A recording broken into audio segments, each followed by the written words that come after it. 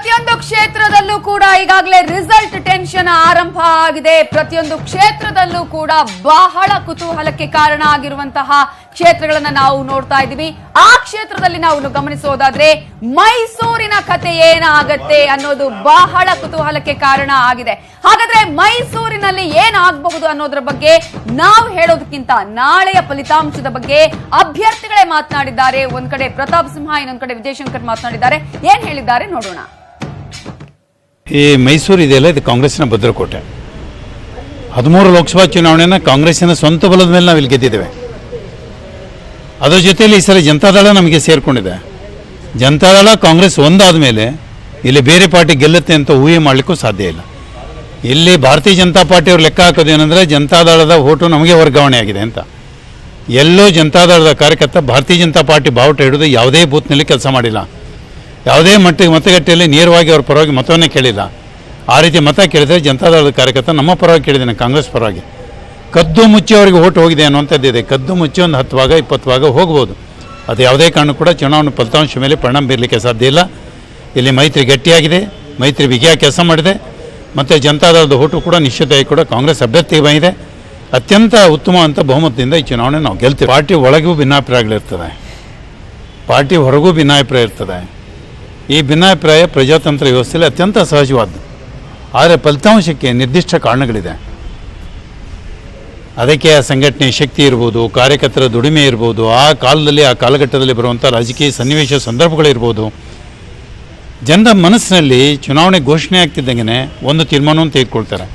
ಅಭ್ಯರ್ಥಿಗಳ ಘೋಷಣೆ ಆದಮೇಲೆ 2ನೇ ಹಂತದ ತೀರ್ಮಾನ ತೆಗೆದುಕೊಳ್ತಾರೆ. ಹೋರಾಟ ಮತ್ತು ದುಡಿಮೆ ಅಂತೇಳಿ 3ನೇ ತೀರ್ಮಾನವನ್ನು ತೆಗೆದುಕೊಳ್ತಾರೆ. ಹೀಗಾಗಿ ಮತದಾರನ ಮುಟ್ಟಾಳ್ರು ಮಾಡಲಿಕ್ಕೆ, ಮತದಾರನಿಗೆ ಯಾವುದೇ ಕಾರಣ ಕೂಡ ನಮ್ಮ ಬಹುಶಃ ಲೆಕ್ಕಾಚಾರದಿಂದ ಅವ್ರನ್ನ ತಪ್ಪದಾರಿಗಿಳಲಿಕ್ಕೆ ಸಾಧ್ಯ ಇಲ್ಲ. ಮತದಾರ ಭಾಳ ಪ್ರಬುದ್ಧನಿದ್ದಾನೆ. ಆ ಪ್ರಬುದ್ಧತೆ ಹಿನ್ನೆಲೆಯಲ್ಲಿ ಈ ಹಿಂದೆ ಬಂದಂಥ ಎಲ್ಲ ತೀರ್ಪುಗಳನ್ನ ಕಾಣ್ತೇವೆ. ಈ ತೀರ್ಪು ಕೂಡ ಆ ಪ್ರಬುದ್ಧತೆ ಹಿನ್ನೆಲೆಯಲ್ಲೇ ಪ್ರಕಟ ಆಗುತ್ತೆ ಅನ್ನೋದನ್ನು ದಯವಿಟ್ಟು ಕಾದು ನೋಡೋಣ. ಇನ್ನು ಕೆಲವೇ ಗಂಟೆಗಳಲ್ಲಿ ಬರಲಿರುವಂತಹ ಲೋಕಸಭಾ ಚುನಾವಣಾ ಫಲಿತಾಂಶದ ಕುತೂಹಲ ಎಲ್ಲರಲ್ಲೂ ಇದೆ. ಅದರಲ್ಲೂ ಅಭ್ಯರ್ಥಿಗಳಲ್ಲಿ ಅದು ಸ್ವಲ್ಪ ಹೆಚ್ಚಾಗಿದೆ ಅಂತ ಹೇಳ್ಬೋದು. ಸದ್ಯಕ್ಕೆ ಈಗ ನಮ್ಮ ಜೊತೆ ಮೈಸೂರು ಕೊಡಗು ಲೋಕಸಭಾ ಕ್ಷೇತ್ರದ ಬಿಜೆಪಿ ಅಭ್ಯರ್ಥಿಯಾದಂಥ ಪ್ರತಾಪ್ ಸಿಂಹ ಅವರಿದ್ದಾರೆ. ನರೇಂದ್ರ ಮೋದಿಜಿಯವರು ನಿಶ್ಚಿತವಾಗಿ ಈ ದೇಶದ ಪ್ರಧಾನಿಯಾಗಿ ಅಧಿಕಾರವನ್ನು ಮತ್ತೆ ವಹಿಸಿಕೊಳ್ಳಿದ್ದಾರೆ. ಅವ್ರ ಕೆಳಗಡೆ ಕೆಲಸ ಮಾಡಲಿಕ್ಕೆ ನಮ್ಮ ಕೊಡಗು ಮತ್ತು ಮೈಸೂರಿನ ಜನನು ಕೂಡ ನನಗೆ ಒಂದು ಅವಕಾಶವನ್ನು ಮಾಡಿಕೊಡ್ತಾರೆ ಅನ್ನೋ ಒಂದು ಭರವಸೆನೂ ಕೂಡ ನನಗೆ ಇದೆ. ಹಾಗಾಗಿ ಒಂದು ರೀತಿ ಉತ್ಸಾಹದಲ್ಲೇ ಇದ್ದೀನಿ ನಾನೇನು. ಆದರೆ ಸಹಜವಾಗಿ ಎಲ್ಲರೂ ಕೂಡ ಒಳಗಡೆ ಒಂದು ಆತಂಕ ಇದ್ದೇ ಇರ್ತದೆ, ಇಲ್ಲ ಅಂತಲ್ಲ. ಆದರೆ ನನಗೆ ಅದು ಆ ದಿನ ಬೇಗ ಬರಲಿ, ಒಂದು ನಮಗೊಂದು ಒಳ್ಳೆಯ ಜಯ ಸಿಗುವಂಥ ದಿನ ಅದು ಅಂತೇಳಿ ಹೇಳ್ಬಿಟ್ಟು ಅದಕ್ಕೆ ನಾನು ಕಾತರದಿಂದ ಇದ್ದೀನಿ. ಸರ್, ಮೈಸೂರಿನ ಚುನಾವಣಾ ಸಂದರ್ಭದಲ್ಲಾದಂಥ ಬೆಳವಣಿಗೆಗಳು, ಆದಂಥ ಪ್ರಚಾರ ಸಭೆಗಳು ಅಥವಾ ಮೈತ್ರಿಯ ಹೊಂದಾಣಿಕೆ, ಸಿದ್ದರಾಮಯ್ಯ, ಜಿ ಟಿ ದೇವೇಗೌಡ ಇವೆಲ್ಲವೂ ಸಹ ಚುನಾವಣೆಯಲ್ಲಿ ವರ್ಕೌಟ್ ಆಗಿದೆ ಅಂತ ಅನ್ನಿಸ್ತಾ ಇದೆಯಾ? ನಿಮಗೆ ಮೈಸೂರಿನ ವಿಚಾರದಲ್ಲಿ ಎಷ್ಟರ ಮಟ್ಟಿಗೆ ನಿರೀಕ್ಷೆ ಇದೆ? ನೋಡಿ, 2014ರಲ್ಲೂ ಕೂಡ ಮೋದಿಯವರ ಅಲೆ ಇತ್ತು. ಆದರೆ ಈ ಸರಿ ಮೋದಿಯವರ ಸುನಾಮಿ ಇತ್ತು ಮೈಸೂರು ಕೊಡಗಿನಲ್ಲಿ. ಕಳೆದ ಸರಿಗಿಂತ ಕನಿಷ್ಠ 3 ಪಟ್ಟು ಹೆಚ್ಚಿನ ಅಂತರದಿಂದ ನಾನು ಈ ಸರಿ ಗೆಲುವನ್ನು ಸಾಧಿಸ್ತೀನಿ. ಅಂದರೆ ಮೈಸೂರು ಜನ ಕಳೆದ 5 ವರ್ಷಗಳಲ್ಲಿ ಮೋದಿಜಿ ಈ ಭಾಗಕ್ಕೆ ಏನು ಕೊಟ್ಟಿದ್ದಾರೆ ಅನ್ನೋದನ್ನು ನೋಡಿದ್ದಾರೆ. ದೇಶಕ್ಕೆ ಮೋದಿಜಿಯ ನಾಯಕತ್ವದ ಅನಿವಾರ್ಯತೆ ಏನು ಅನ್ನೋದನ್ನು ಕೂಡ ಮನಗಂಡಿದ್ದಾರೆ. ಹಾಗಾಗಿ ನಿಶ್ಚಿತವಾಗಿ ನಾವಿಲ್ಲಿ ಗೆಲುವನ್ನು ಸಾಧಿಸ್ತೀವಿ. ಎಲ್ಲ ಕಡೆ ಇರುವಂಥ ಒಳ್ಳೆಯ ವಾತಾವರಣ ನಮ್ಮ ಕೊಡಗು ಮತ್ತು ಮೈಸೂರಿನಲ್ಲೂ ಕೂಡ ಇದೆ.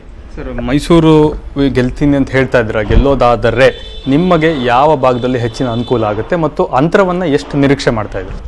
ನೋಡಿ, ಈ ಸರಿ ಮೈಸೂರಿನಲ್ಲಿ 8 ವಿಧಾನಸಭಾ ಕ್ಷೇತ್ರಗಳಲ್ಲಿ ನರಸಿಂಹರಾಜ ಮತ್ತು ಪಿರಿಯಾಪಟ್ಟಣ ಅಲ್ಲಿ ಸ್ವಲ್ಪ ಲೀಡಲ್ಲಿ ಹೆಚ್ಚು ಕಡಿಮೆ ಆಗ್ಬೋದೇ ಹೊರತು ಇನ್ನು ಉಳಿದದ್ರಲ್ಲಿ 6 ಕಡೆ ಖಂಡಿತವಾಗಿಯೂ ನಾನು ಲೀಡ್ ತೊಗೊಳ್ತೀನಿ.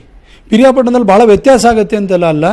ಆದರೆ ಕಳೆದ ಸರಿ ನನಗೆ 19,500 ಮೈನಸಲ್ಲಿದ್ದೆ. ಈ ಸರಿ ಅಷ್ಟು ಮೈನಸ್ಸಿಗೆ ಹೋಗೋದಿಲ್ಲ. ಒಂದು ಸ್ವಲ್ಪ ಕೆಲವು ಸಾವಿರಗಳಲ್ಲಿ ವ್ಯತ್ಯಾಸ ಇರ್ಬೋದು. ಆದರೆ ಕೊಡಗಲ್ಲಿ 2 ಕ್ಷೇತ್ರಗಳು, ಹುಣಸೂರು, ಚಾಮುಂಡೇಶ್ವರಿ, ಮೈಸೂರಿನಲ್ಲಿರೋಂಥ ಕೃಷ್ಣರಾಜ, ಚಾಮರಾಜ, ಇಷ್ಟು 6 ಕ್ಷೇತ್ರಗಳಲ್ಲೂ ಕೂಡ ಲೀಡನ್ನು ತೊಗೊಳ್ತೀನಿ. ನಂಬರನ್ನು ಲೆಕ್ಕ ಹಾಕೋದಾದರೆ ಏನು ನಂಬರನ್ನು ನೀವು ನಿರೀಕ್ಷೆ ಮಾಡ್ತಾ ಇದ್ದೀರಾ ಸರ್? ನೋಡಿ, ಗೆಲುವು ಅನ್ನೋದಷ್ಟೇ ಇಂಪಾರ್ಟೆಂಟು.